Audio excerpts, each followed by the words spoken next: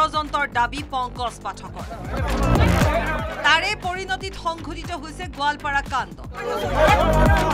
কোকৰাঝাৰৰ অনুষ্ঠান আধাতে বাতিল হোৱাৰ পাছত নিউজ 18ক মনৰ কথা ক'লে পংকজ পাঠক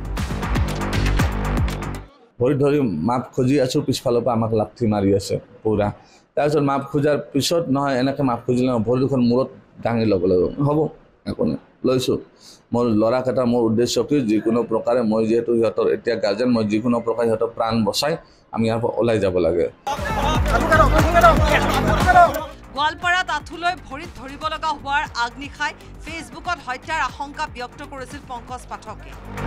গুৰু ৰাজীৱ দীক্ষিতৰ দৰে কোনো লোকে হত্যাৰ ষড়যন্ত্ৰ ৰচাৰ অভিযোগ পংকজ পাঠকৰ মোক হত্যা কৰি ঘাতকে আত্মহত্যাৰ ৰূপ দিব বুলি ফেচবুকত স্পষ্টকৈ লিখি দিছিল পংকজ পাঠকে 3 দিন পূৰ্বে গোৱালপাৰা কাণ্ডৰ পূৰ্বানুমান কৰাৰ দাবী পংকজ পাঠকৰ তেজৰঙী দ্ৰব্য মূৰত ঢালি এজন লোকে নাটক ৰচাৰ বাবে গোৱালপাৰা কাণ্ড হোৱাৰ অভিযোগ পংকজ পাঠকৰ এটা মই পৰহিয়ে গম পাওঁ তেওঁলোকে যে এটেক কৰিব আৰু প্ৰি প্লেনেড ধুনীয়াকৈ কৰি থৈ দিছিলে তো সেইকেইজন যিকেইজনে এটেক কৰিছে সেইকেইজনে বহুত টাইমৰ পৰা তাতে খাপ পিটি ৰৈ আছিল তেওঁলোকে মোক এটেক কৰাৰ কাৰণে ৰৈছিল পুলিচখিনি যাৰ লগে লগে সিহঁতে